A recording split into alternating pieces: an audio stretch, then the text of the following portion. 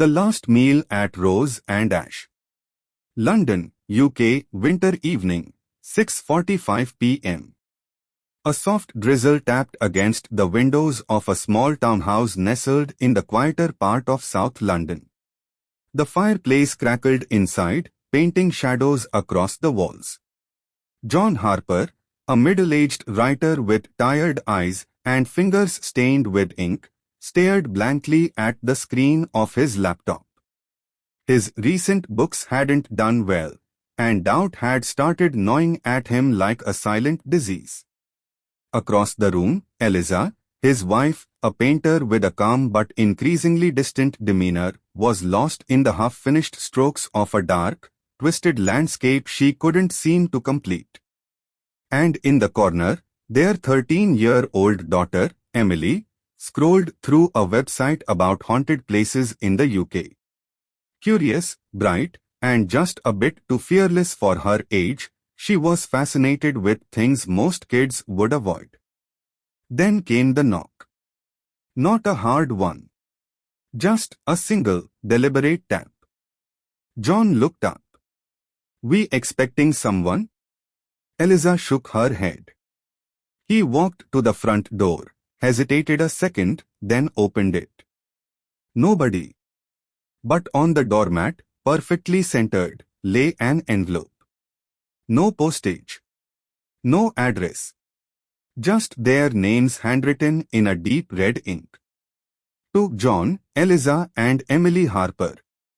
John picked it up, puzzled. Strange. No courier, no footsteps. Back inside, they gathered around the envelope. Eliza frowned. Maybe it's a joke. Emily grinned. What if it's an invitation to a secret event? Like in a movie. John opened the envelope. Inside was a thick ivory card with gold lettering. You three have been chosen. Table 7 awaits you at Rose and Ash. An experience beyond dining. A QR code shimmered below the text. And beneath that, a location. Black Hollow Street, say London. Rose and Ash. Eliza repeated. I've never heard of it. John scanned the QR code. A minimalist black and white site popped up. No images. No contact. Just one line pulsing. Table 7 reserved. Arrival time 8 p.m. tonight. Emily's eyes sparkled. We have to go. John looked at Eliza, who was already shaking her head. John, this could be a prank. Or worse. Or, John replied softly, it could be a story waiting to be told. Cut to the car ride, 7:30 p.m. They drove in silence. The city lights faded into the mist behind them. The further they went, the more their phones lost signal. GPS began glitching, rerouting over and over until finally freezing with a blank screen. This road isn't even on the map, Eliza whispered. Emily leaned forward. We're close. I can feel it. And then they saw it. A carved wooden sign appeared out of the fog. Rose and Ash Fine Dining. Since. Forgotten. The restaurant stood at the end of the lane, tall, Victorian, with red shutters and a warped iron gate. Flickering lights glowed inside. No cars. No other guests. Just the cold and the distant sound of an old piano playing somewhere within. John stepped out. The air smelled of ash, roses, and something metallic beneath. Ready? He asked. Emily beamed. Always. Eliza hesitated but followed them. The front door creaked open without being touched. And a cold breath of air reached out from the darkness inside. The door opened into a dimly lit hallway lined with deep red wallpaper, peeling slightly at the corners. The scent of old wood, dried roses, and something faintly burned hung in the air. The three Harpers stepped inside slowly. Behind them, the door shut with a heavy thud, even though no one touched it. Emily whispered, "Wow, it's like stepping into a different century." A tall man appeared at the end of the corridor. Pale, motionless, with a face that looked carved rather than lived in. He wore a black suit with a crimson tie, and his voice was deep, yet disturbingly calm. "Welcome, Mr. and Mrs. Harper. Miss Emily. Table 7 is waiting." John blinked. "You know our names." The man smiled without warmth. "Of course. We've been expecting you." He turned and walked without a sound. No footsteps. No creaks on the old wooden floor. They followed. The corridor opened into a grand dining hall, high ceilings, velvet curtains, and chandeliers that flickered too slowly, as if powered by candlelight pretending to be electric. There were 12 tables. All set. All glowing faintly in the low light. But only one, table 7, had chairs pulled out and a candle already burning. Emily glanced around. "Where are the other guests?" The host replied flatly, "They haven't arrived yet." As they took their seats, a woman approached. Her eyes were too wide, and her mouth held a smile far too long. She wore a name tag that read, "Mariam Service. Memory. Morning." Eliza whispered, "Is that her job description?" Mariam placed menus in front of them. They were blank. No food names. Just phrases. "Bitter regrets in bone broth." "The Last Supper before him." "Flavors of the Forgotten." "Her choice, your price." Emily asked, "Is this like performance art?" Mariam didn't blink. "The kitchen prepares what your soul desires. Nothing more. Nothing less." John looked at Eliza, then back at Mariam. "We'll start with water." Mariam nodded. "Water remembers. It will be served." She turned and vanished through a door marked "No Exit." As they waited, the chandelier began to flicker more rapidly. A faint echo of whispers trickled through the room. Not loud but constant, like voices murmuring just beneath the surface of silence. Emily leaned in. "Can you hear that?" John nodded slowly. "It's like people praying. Or screaming." Eliza's hands began to shake. "This place doesn't feel right." Just then, the host returned, holding a silver tray with 3 crystal glasses. Inside, the water shimmered strangely. Almost silver. Almost alive. They hesitated. Emily, too curious, took a sip first. Her pupils widened. "It tastes like rain on my old window, the one I broke when I was 6, she whispered. John and Eliza stared. Emily's voice dropped. But how would it know that? The candle at the center of the table flared, then dimmed. A gust of wind passed through the sealed hall. And then, for just a second, a fourth chair was pulled back. No one sat. But the indent of a body pressing down was clearly visible in the cushion. Eliza stood. "We need to go. Now." The host appeared behind them, though no door had opened. "But dinner has just begun." Emily turned pale. "Mom, someone's holding my hand." There was no one there. The chandelier above table 7 stopped flickering, suddenly still, like time had paused. John, Eliza, and Emily sat frozen, staring at the fourth chair where an invisible presence seemed to press down. The air was thicker now, humming with energy they couldn't name. Then, Without warning, Mariam returned, wheeling a dark oak serving cart with 3 covered plates. "This is the first course," she said, her voice more distant than before. "Prepared from memory, seasoned with guilt." She placed 1 plate before each of them. "Reveal what you've buried. Taste what you've denied." Eliza reached for her silver dome hesitantly. The metal was cold. She lifted it. Inside lay her wedding ring. Not the one on her finger. The one she'd flushed down the sink 3 years ago during a terrible argument with John, an act she'd hidden and later replaced without telling him. Her breath caught.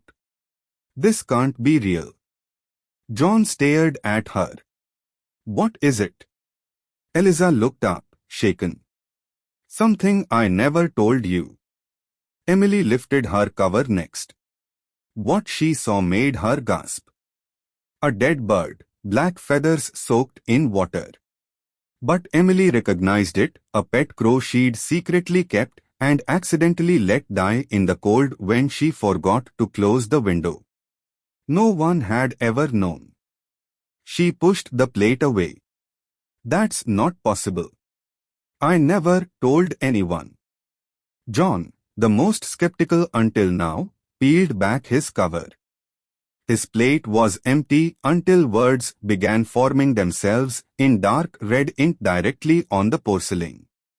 "You left him to die." John's face paled. Eliza whispered, "What does it mean?" But John said nothing. He couldn't. Not yet. Suddenly, the soft murmuring from earlier began to grow, crawling through the walls like a chant. Table 7 felt colder. The 4th chair creaked. Mariam appeared again, her smile now a little off, her eyes darker. "Eliza Harper," she said, voice ringing louder now. "Your silence about your daughter's sleepwalking, the night she almost fell down the stairs, that was your regret." Eliza's mouth opened in shock. I caught her. I never told John. I didn't want to scare him." Mariam turned to Emily. "And you watched your friend Lucy cry for weeks after you lied about her and never once apologized." Emily's eyes welled up. Then Mariam's face turned sharply to John. "And you, Mr. Harper, left your brother to bleed out after a crash while you crawled out of the wreck and lied that you were alone." Eliza gasped. "What? John?" But before he could answer, the lights went out. The dining room plunged into pitch-black silence. Then a voice, clear and chilling. "Regret feeds the house. Guilt is the main course. But confession is dessert." A dim candle lit itself in the middle of table 7 again. But now there were 4 shadows seated around it. Only 3 were alive. The single candle flickered, casting 4 dancing shadows on the red velvet walls. The 4th shadow didn't move like the others. It twitched, distorted, its head slightly tilted, as if watching the Harpers with curiosity. John stood abruptly. "We're leaving." Mariam, nowhere in sight, replied from the darkness, her voice echoing from nowhere and everywhere. "You may attempt the door. But the house knows your truth now. It won't let go so easily." John grabbed Emily's hand and pulled Eliza up. Together, they rushed back through the hallway toward the entrance. But when they reached the grand double doors, they were gone. Not locked. Gone. Where the entrance had once been now stood an endless wall of wine bottles, stretching floor to ceiling, glowing softly with crimson light. Behind the glass, something moved slowly. Something long and serpentine. Emily screamed. "The door. It was right here. I swear." John pounded the wall. It was solid. Too solid. The hall that keeps changing. They turned to run back into the dining area, but now the hallway had shifted. No red wallpaper. No chandeliers. Just a narrow passage with walls lined in mirrors. But each mirror showed a different version of them, twisted versions. Older, bloodied, crying, dead. Eliza reached toward one. Her reflection smiled, even though she wasn't. Suddenly, the mirror cracked where her finger touched it. Emily covered her ears. This isn't real, this isn't real. But a door appeared at the end of the hall. Black, metallic, and engraved with one word. Truth. John didn't hesitate. Let's go. Inside was a small, candlelit chamber. A single table with a vinyl recorder. Beside it, 3 seats. Mariam's voice whispered again. Speak your truth aloud, or be consumed by the weight of your lies. The recorder clicked. It was recording. John's jaw clenched. Then he spoke. It was snowing that night. My brother and I were drunk. He was bleeding, asking for help. I was scared. I climbed out of the wreck and said he died on impact. I told the police I was alone. I left him to die. The recorder glowed red. Then faded. Eliza followed. Emily sleepwalks. Always has. That night, she nearly fell down the stairs. I caught her just in time. But I was afraid John would think I was careless. I never told him. I pretended everything was fine. And Emily, hands trembling, finally whispered. Lucy. I lied about her stealing. Just so I could get her role in the school play. Everyone believed me. She changed schools. I told myself it wasn't my fault. The recorder stopped. Silence. Then. Clap. Clap. Clap. A slow, mocking applause filled the room. And when they turned, a figure was sitting in the 4th chair. Not Mariam. Not anyone they knew. But it wore all 3 of their faces, layered over each other, like flickering masks. Chapter 5, The Second Course, What Was Taken? The figure with the shifting faces stood slowly. With every movement, its form shimmered, one moment male, one moment female, then childlike, then faceless altogether. It spoke with a voice layered in 3 tones, John's, Eliza's, Emily's, echoing over one another. You spoke your truths. But here, truth is not free. It feeds us.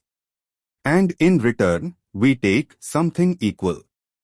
Suddenly, the room convulsed, walls rippling like water. The floor beneath their feet glowed with crimson veins, pulsing with a heartbeat not their own. The figure gestured toward the door they entered from. Return to your table. The Harpers had no choice. The restaurant had changed. Now, the ceiling hung lower, thick with vines and cobwebs. The velvet chairs were torn and blood-stained. The windows, once showing the rainy outside, now displayed endless black, with hands occasionally pressing against the glass from the other side. Mariam reappeared, her face more withered, eyes completely black. She placed 3 new dishes on the table. This time, they were uncovered already. John looked at his plate, it was empty. Not just the plate. His memory of how he got here was gone. He blinked. Where are we? Eliza gasped. John, are you serious? I don't know who you are.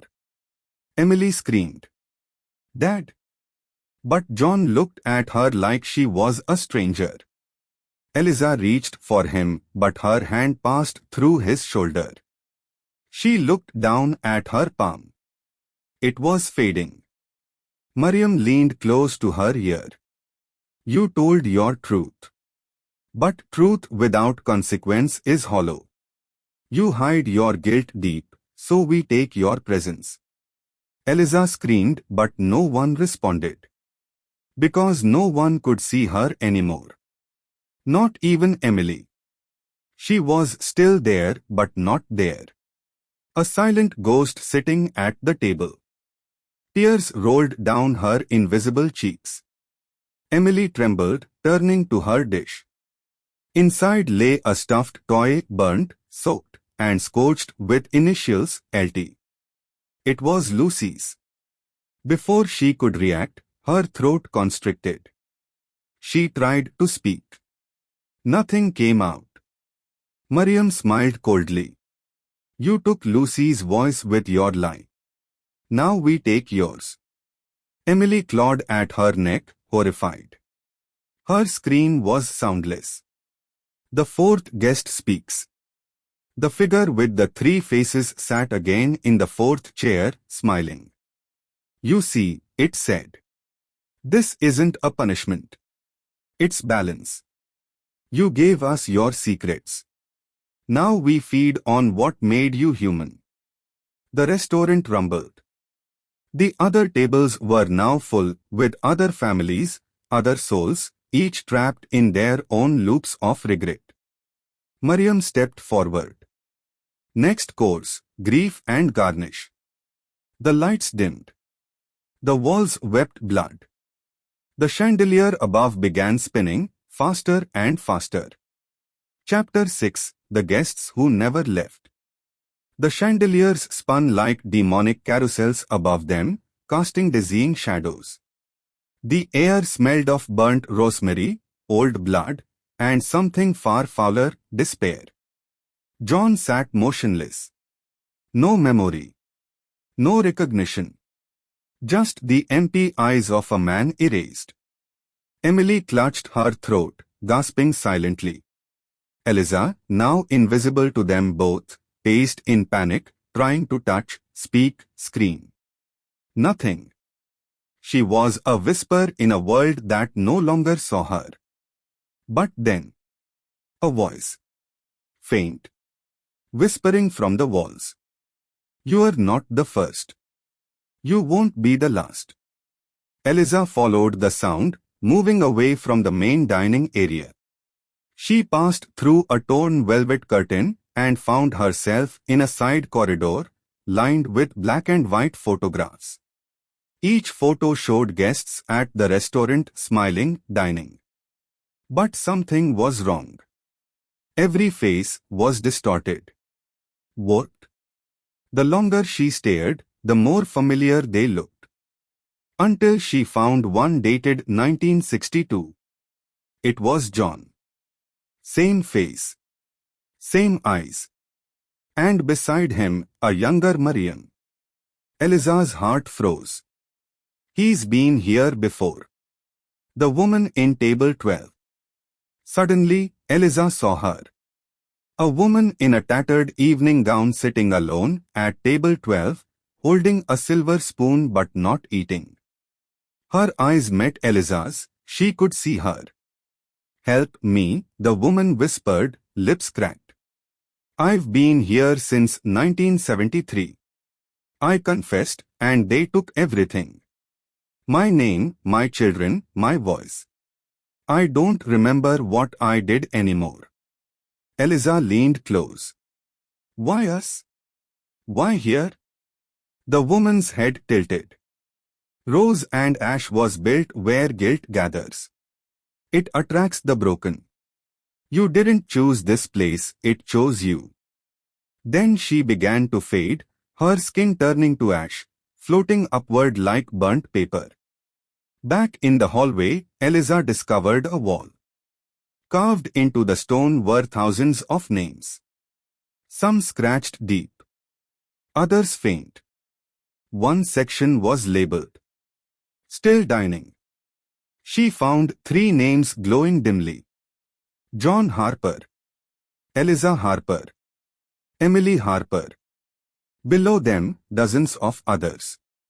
She gasped. Lucy Thomas, Michael Shaw, Mariam Bennett. Mariam, she whispered. That was no maitre d'. She was once a guest. A guest who never left. Dash. Meanwhile at the table, Emily wept soundlessly. John stared at the spinning chandelier, whispering numbers.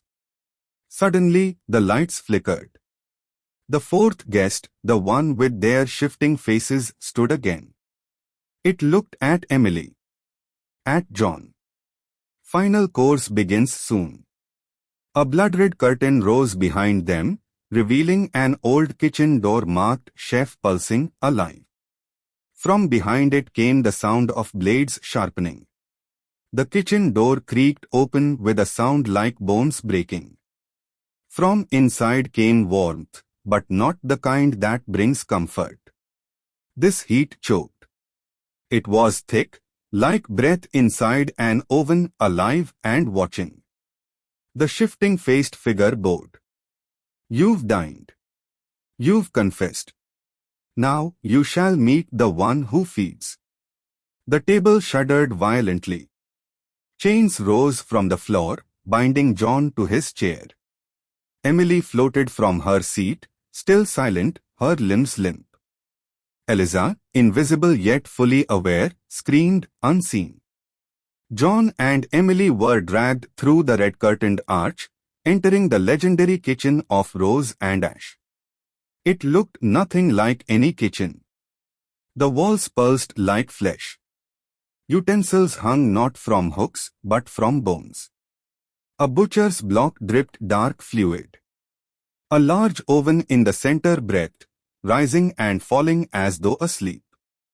Then it stirred. The chef emerged from the shadows. Not quite a man. Not quite beast. A tall, skeletal creature dressed in a once white apron, stained black.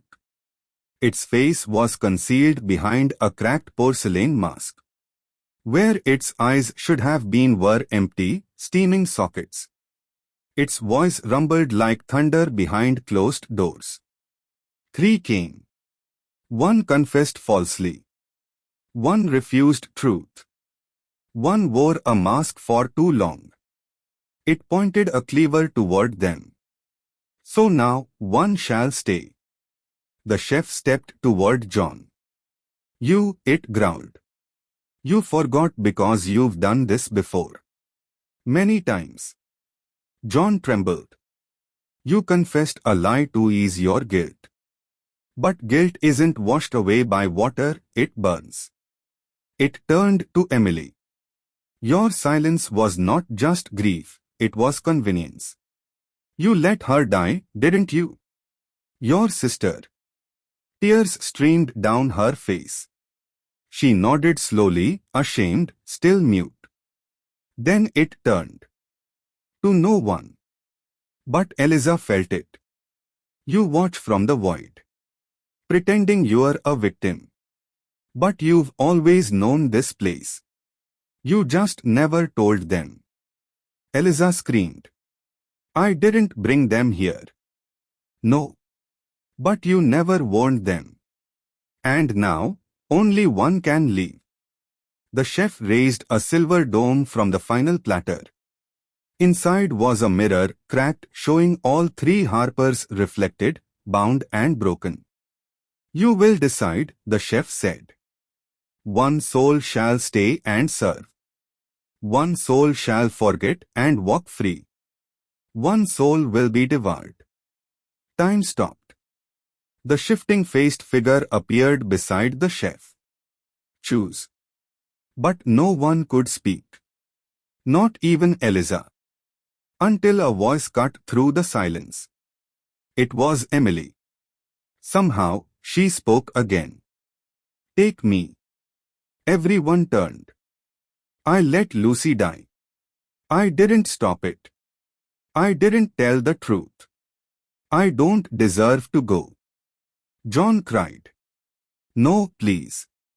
The chef slowly walked toward her. Your voice returns, just to scream. Emily stood tall. The chef placed a black hand on her forehead. She smiled sadly, then turned to her family. I love you. In an instant, the kitchen went dark. When the lights returned, Emily was gone. The oven now glowed brighter. A heartbeat in its fire. John awoke in his car, parked outside Rose and Ash. Rain pattered on the windshield. He looked to the passenger seat. Empty. A soft whisper in the wind. Table for 3, now seats 2. He had no memory of dinner, but a lingering sadness he couldn't explain. The Rose and Ash sign flickered in the misty dawn, its neon light now dimmed as if the building itself was tired. The rain had stopped. The silence that followed was unnatural, too still, too heavy. Inside, the restaurant looked untouched. No sign of John, Emily, or Eliza. No sign of horror. Just calm. Except for table 7, where a single teacup still spun slowly on its saucer, steam rising in the shape of a woman's face before fading into the air. Back in the hidden hallway, the wall of names shifted. Emily Harper's name slowly faded from the still dining list, only to reappear under a new section. Ingredients. Her soul now fed the fire. The oven glowed. Alive. Eternal. And beneath the flickering torch sconces, a new carving was being etched. Reserved for the next family. The stone cracked open. 3 new names began to form, unfinished but pulsing, waiting. Weeks later, John sat alone in a therapist's office in London. He spoke slowly, nervously. I don't remember much. Just a strange meal. I lost my daughter. The police say she disappeared. But sometimes, I hear her voice in my dreams. She says, don't come back. Don't ever come back. The therapist paused. Then slowly removed her glasses. She was Mariam. Still smiling. Still serving. Grief manifests in unusual ways, she said. Perhaps you should revisit the place, closure is powerful. John's pupils dilated. His hands trembled. He didn't know why. But something inside him whispered, yes. The chef stood still behind the living oven. Emily's voice sometimes echoed from within, like a memory trapped in a loop. Table for 3, now seats 2. The shifting-faced server entered. New guests are arriving soon. The chef nodded. He turned a page of the menu book, ink dripping across its surface. Today's special, secrets braised in silence. Served cold. He grinned behind his mask. A car pulled up. A new family stepped out, a couple and their teenage son. American accents. Tired eyes. Looking for something different, something memorable. The maitre d' greeted them with a gentle bow. Welcome to Rose and Ash. Your table is ready.